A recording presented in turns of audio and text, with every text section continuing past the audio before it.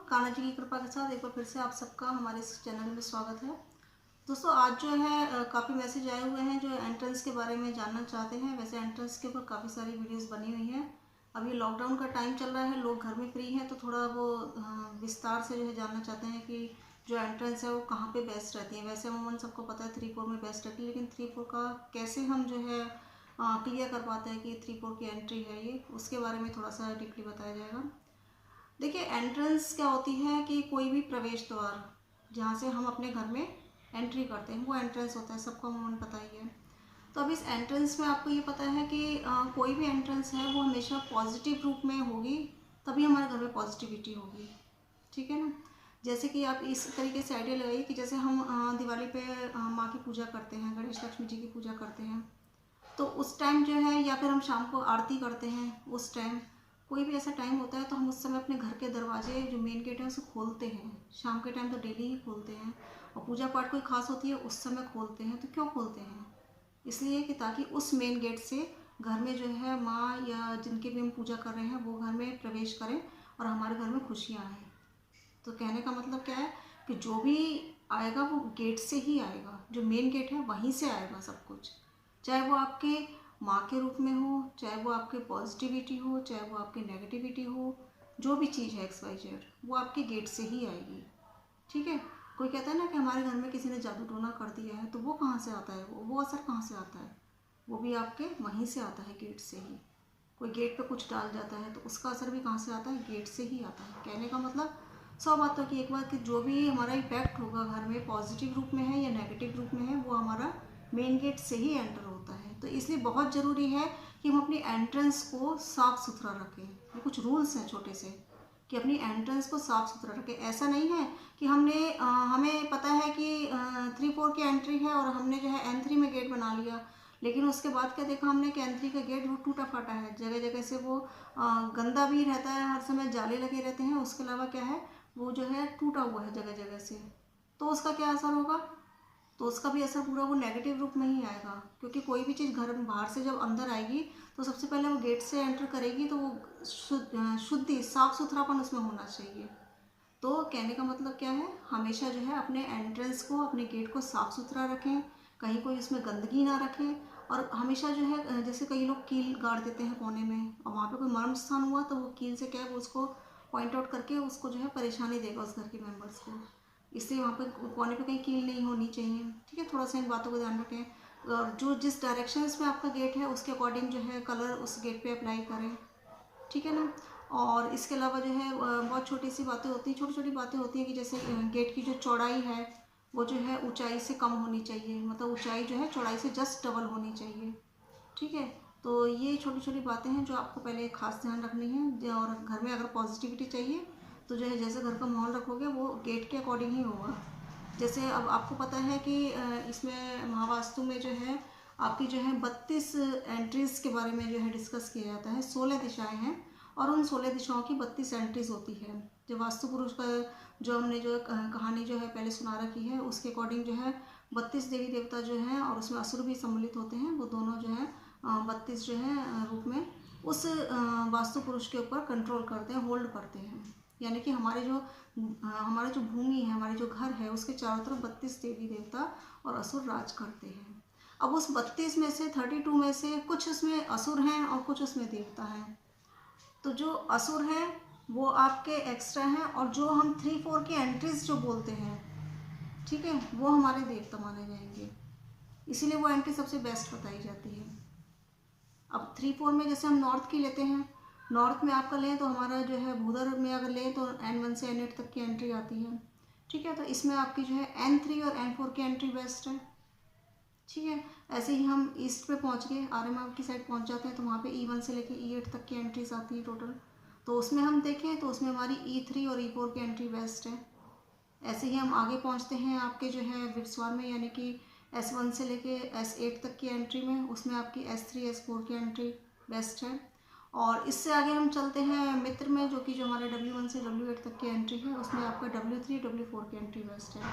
तो ये सब तो आपको जनरली सी पता ही है। इसमें साथ में ही ये कितनी होगी आपकी टू एंट्रीज हो रही हैं चारों दिशाओं में, तो 8 एंट्रीज हो गई हैं, ठीक है। इसके साथ ही N8 की एंट्री भी मानी जाती है, जिसके अगर N8 की एंट्री है तो उसमें चेक के थ्रू आपके घर में पैसा आता है, तो N8 की एंट्री भी बेस्ट मानी जाती है, ठीक है। तो आपकी टोटल 9 हो गई एंट्रीज, जो कि आपकी 16 डायरेक्शन यानी 32 डायरेक्शंस में, 16 डायरेक्शन 32 32 एंट्रेंस में हमारी 9 एंट्रेंस जो है वो बेस्ट मानी जाती हैं, और बाकी की जो एंट्रेंस हैं वो आपकी असुर प्रवृत्ति में आ जाती हैं। तो इसलिए हम चाहते हैं कि हमारे घर में देवताओं का वास हो, हमारे घर में पॉजिटिविटी का वास हो, इसलिए हम इन गेट में 3-4 की एंट्रीज में या N8 की एंट्री में कहते हैं कि इसमें आप गेट बनाइए अपने, जिससे घर में पॉजिटिविटी आए, और बाकी जो गेट्स होंगे उनका हमेशा नेगेटिव इफेक्ट होगा, ठीक है ना।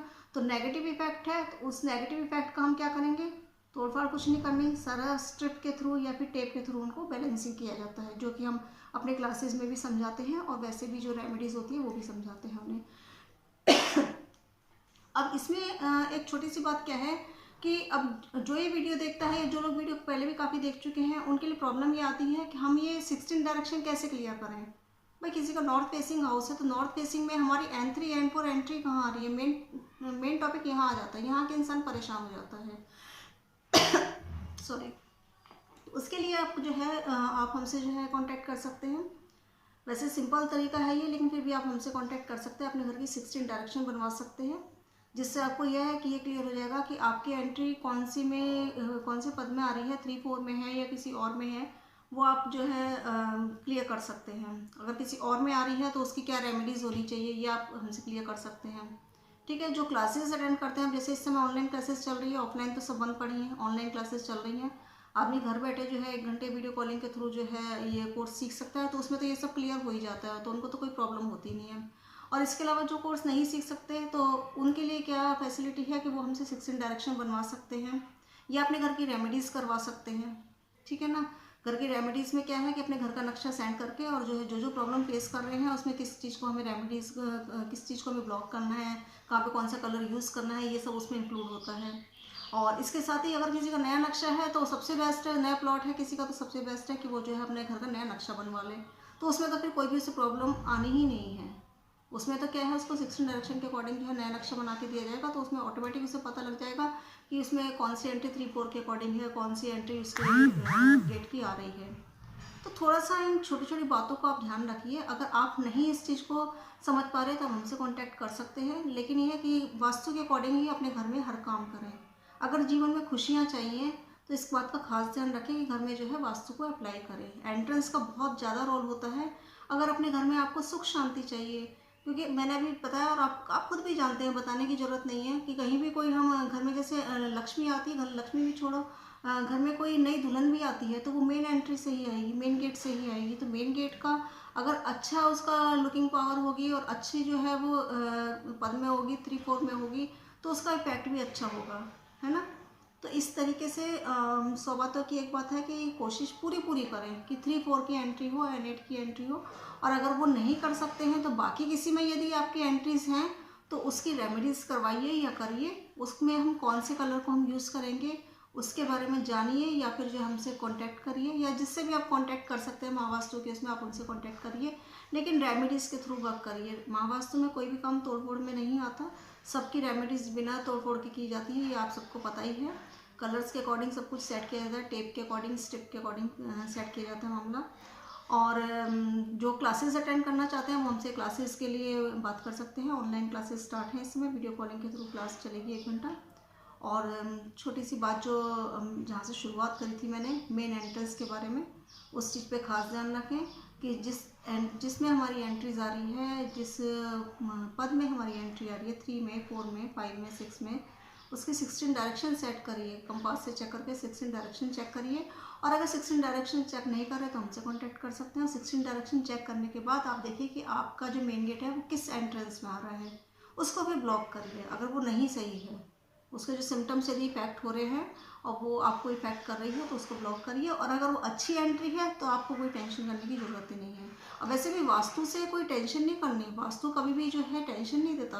वास्तु क्या है, आपको एक गाइड करता है कि आपके संग ये सब हो रहा है, वो संग के संग सिम्टम्स देता है और आपको उन सिम्टम्स के बेस पे क्या करना है, उसको सॉल्यूशन निकालना है उसको, सॉर्ट आउट करना है उसका। तो उसमें कोई ऐसी बड़ी बात नहीं है, मतलब इस महावास्तु में हर चीज़ का सॉल्यूशन है, ठीक है ना। तो इस पर घबराने की बिल्कुल ज़रूरत नहीं है। कई लोग कहते हैं कि कईयों के जीवन निकल जाते हैं कि हमें तो 20 साल हो गए, 25 साल हो गए इसी घर में और हम इस चीज़ को कैसे सुधारें, लेकिन हमें परेशानी लगातार फेस कर रहे हैं। तो परेशानियों का सॉल्यूशन है, जब भगवान ने हमें यहाँ धरती पे भेजा है तो उसका भी सॉल्यूशन है। कोई भी हम प्रॉब्लम फेस कर रहे हैं उसका भी सॉल्यूशन भगवान के पास है। तो फिर ये तो वास्तु तो बहुत छोटी सी चीज़ है इसके तरह आगे देखें तो हम, और इंसान तो कितनी बड़ी बड़ी प्रॉब्लम को जो है सॉल्यूशन निकाल लेता है। तो वास्तु को इतना हवा ना बनाइए, उसे अपनी लाइफ में एप्लीकेबल करिए, उसको समझिए कि वास्तु क्या है। एक छोटी सी चीज़ को भी आप यहाँ से उठा के यहाँ रख देते हो ना, उसका भी इफेक्ट आ जाता है, छोटी सी चीज़ भी। एक मैं छोटा सा एग्जांपल आपको दूंगी कि एक पेन ड्राइव का मैटर हो गया था। एक जो है क्लाइंट थे और उनका क्या है कि मतलब उनके बच्चों का पढ़ाई में मन नहीं लग रहा था, ठीक है। वो बहुत मतलब परेशान हो रहे थे और वो रेमेडीज़ करवा चुके थे। रेमेडीज़ करवाने के 2-3 साल बाद उन्हें क्या प्रॉब्लम हुई कि वो जो है अच्छा खासा उनका सब कुछ चल रहा था, बच्चे ही पढ़ रहे थे, फिर एकदम से जो है 2-3 महीने में जो है उन्हें ये फेस हुआ कि बच्चे फिर से जो है पढ़ नहीं रहे, उनके फिर से उनका पढ़ाई में मन नहीं लग रहा। अब उन्होंने फिर से हमसे दोबारा कांटेक्ट किया 2-3 साल बाद कि ये क्या प्रॉब्लम हो रही है, हम तो सब रेमेडीज़ करवा चुके हैं, फिर ऐसा क्या गड़बड़ हो रहा है। तो फिर अब ऐसा तो नहीं है कि जो मैंने पहले रेमेडीज़ करवाई हमने जो है तो वो जो है असर उनका ख़त्म हो गया हो 3 साल बाद, ऐसा तो नहीं होता। फिर हमने उनसे बात करी कि आपने ज़रूर कुछ चेंजेस किया होगा, कि नहीं मैम हमने कुछ चेंजेस नहीं किया। तो उसके लिए फिर हमने जो है उनसे पूछा कि आप बताइए कि आपकी WSW में क्या रखा है। उन्होंने कहा WSW में हमारे बच्चों की स्टडी टेबल है, बच्चों की बुक्स रखी हैं, वहीं पढ़ते हैं वो बच्चे। और फिर उसके बाद उसके जो है सेम हमने पूछा कि उनके जो है बच्चों की कुछ पेन ड्राइव्स वगैरह जो हैं वो कहाँ रखी हैं। तो उन्होंने कहा वो तो हमें पता नहीं, एक डायरेक्शंस में रखी है। तो मैप के अकॉर्डिंग हमने पूछा उनसे कि आप चेक करिए, मुझे बताइए कि वो जो है आपकी जो है उनकी पेन ड्राइव जिसमें वो जो नोट्स करते हैं वो कहाँ रखी हुई हैं। तो आप सुन के शॉक हो जाएंगे कि इन मतलब उन्होंने कभी ध्यान नहीं दिया इस चीज़ पे, और वो जो है SSW में उनकी पेन ड्राइव बच्चों की रखी हुई थी, मात्र एक छोटी सी पेन ड्राइव। और वो SSW में रखने से ही बच्चों का दिमाग क्या है डिस्पोज होने लगा और उन्हें पता भी नहीं लगा। उनके हिसाब से क्या है कि रेमेडीज़ करवा चुके हैं और अच्छे खासे WSW में बच्चे पढ़े हैं, WSW में सब कुछ रखा है, लेकिन उसके बावजूद भी बच्चे नहीं पढ़ रहे। बच्चे पढ़ते, पेन ड्राइव यूज़ करते, फिर वापस SSW में रख देते। कहने को छोटी सी बात है ना।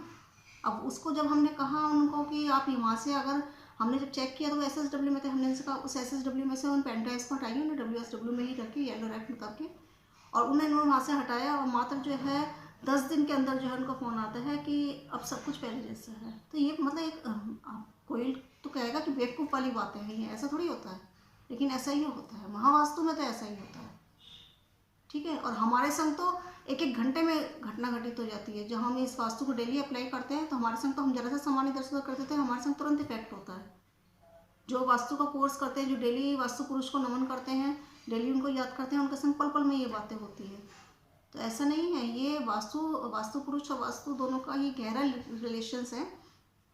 तो इससे घबराने की बिल्कुल ज़रूरत नहीं है। अपने घर को साफ रखिए, अपने घर के वास्तु को साफ रखिए, अपनी बुद्धि को साफ रखिए, हर चीज़ पॉजिटिव रूप में सोचें, पॉजिटिव रहें, एंट्रेंस पॉजिटिव रखें, 3-4 की एंट्री रखें। 3-4 की एंट्री नहीं है तो फिर जो एंट्री है उसको ब्लॉक करके उसकी जो नेगेटिव इफेक्ट है उसको ख़त्म करें और अपने जीवन को खुशहाल बनाएं।